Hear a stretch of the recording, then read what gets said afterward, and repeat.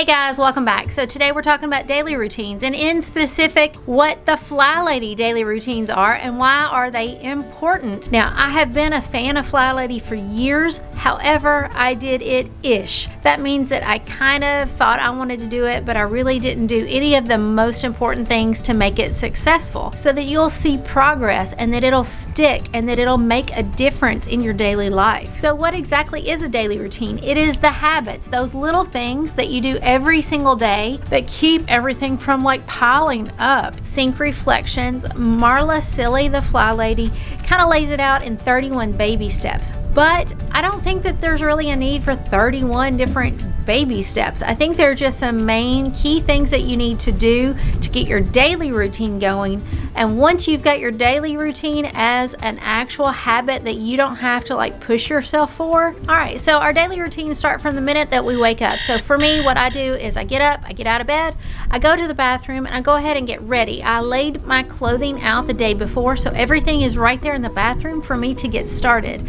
And the most important thing is to dress all the way to shoes. And FlyLady recommends lace-up shoes, because lacing up your shoes puts you in the mindset that you're going to get some things done. You're going to get moving. So after a month of putting shoes on every single day, I can honestly tell you I'm at least 50% more productive than I was before.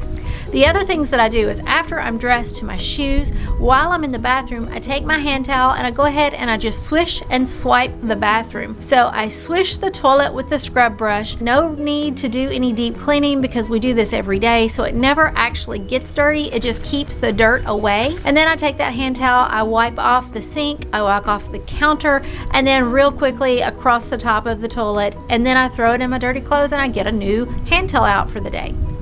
Then I head back into my bedroom, which is attached. I make my bed. Now I make it completely with throw pillows to make it look cute, and I open my blinds. There's something about having my bedroom fixed like it's magazine ready that just makes me motivated to do more around the house. And every time I look into my bedroom, I smile because it looks good. I look like I'm on vacation even though I'm the cleaning lady here. After I've got my bedroom and my bathroom kind of straightened up for the day, then all I have to do is go start my coffee. And if you're eating breakfast, this is a good time to start that breakfast. While my coffee is brewing, I throw in my first load of laundry, which I usually bring with me from the bedroom. I throw that in and then I start unloading the dishwasher.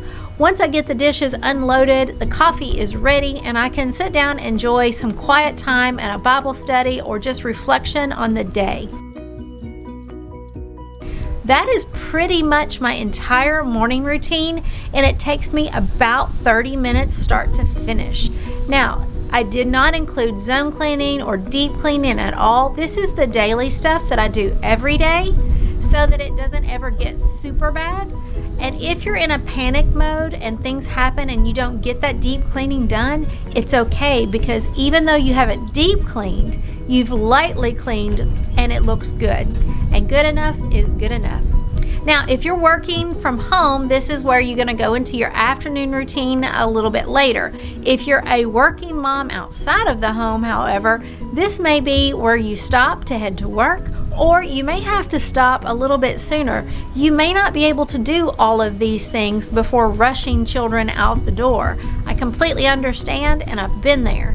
So if you need to do other things in the morning and leave a few things for the afternoon or evening, that's perfectly fine. I want you to spend some time getting this routine down for you. What will work for you and your family and the responsibilities that you have, but still keep everything moving in the right direction. Remember, if you do nothing, it just piles up.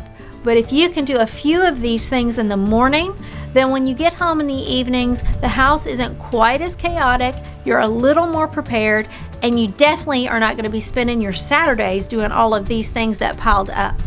Remember, cleaning doesn't have to be terrible. It can be fun. Put on some music and get it done. All right, guys, have a blessed day, and I will see you next Saturday. Bye.